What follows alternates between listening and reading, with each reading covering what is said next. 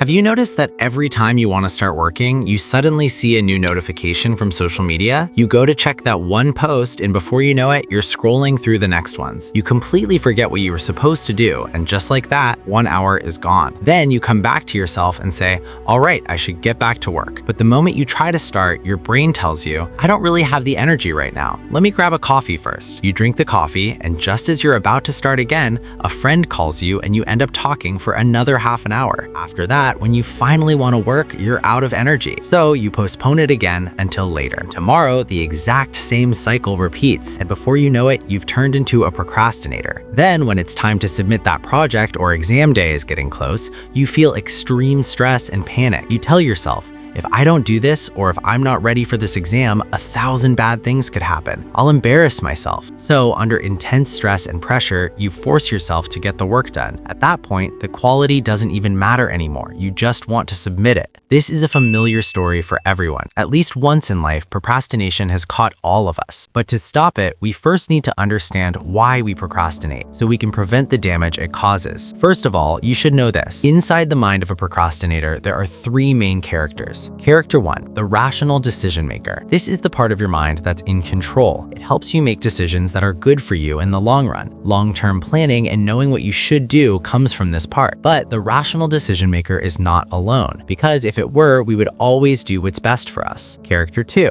the pleasure-seeking monkey. This monkey is obsessed with instant pleasure. It hates effort and discomfort and says, I want maximum enjoyment right now. Whenever the rational decision maker sits behind the wheel and tries to do a task, this monkey shows up and says, you can do this later. Nothing bad will happen. We'll just work hard during the last few days and everything will be fine. Then it makes suggestions like, let's check Instagram, let's watch YouTube, let's do something that feels good right now. And this cycle continues in procrastinators until the 3rd character appears. Character 3, the panic monster. This character shows up when the deadline is close. The panic monster says the deadline is almost here. If you don't do this, a lot of bad things will happen. Your body fills with stress and anxiety, and that pressure finally forces you to work, regardless of quality, just to get it done. Now the question is, how does procrastination actually hurt us? Before answering that, we need to understand that we have 2 types of tasks. Type 1.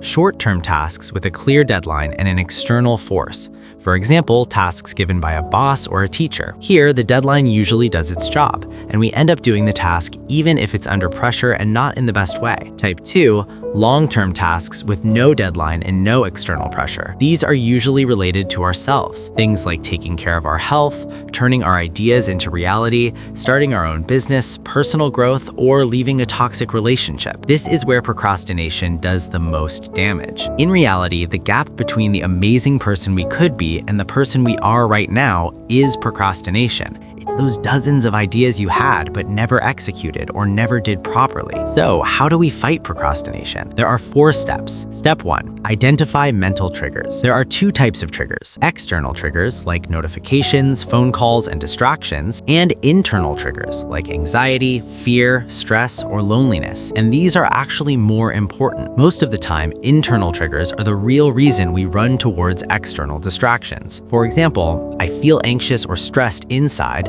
so I grab my phone and open Instagram. Instagram is an external trigger, but the real cause was the internal feeling. That's why we need to pay close attention to our internal triggers, write them down, and track them. Many of us blame our lack of focus on our phone or Instagram, but there has always been an external distraction. Before Instagram, it was TV. Before that, books. Before that, something else. External distractions change, but internal triggers stay the same. So when you sit down to work and suddenly the monkey shows up, the first thing you should do is ask yourself, what was I feeling at that moment? Was I anxious? Was I stressed? Was I lonely? Was I being a perfectionist? The more you understand your internal triggers, the more control you'll have over procrastination. Step 2, the 10-minute rule. Whenever you feel tempted and the monkey shows up, say, okay, in 10 minutes I'll check Instagram. In 10 minutes I'll drink my coffee. This gives you better control over your time, and in the long run, it trains your subconscious, boosts your action taking, and reduces procrastination. Step 3, time boxing. Do your tasks in specific time time blocks. This is something I personally use all the time. For example, from 11 to 12, I do this task. From 2 to 4, I do that task. When you clearly decide what you're going to do and when, your procrastination naturally decreases. The more clarity you have in advance, the less room procrastination has. Step 4. Schedule procrastination. We all need rest and entertainment. The problem starts when these things get out of control. So instead of fighting them, assign a specific time during the day for distractions and fun. In the end, I should say that just start, even for 5 minutes. Break big projects into small pieces. I hope this video was useful for you. Don't forget to like and subscribe.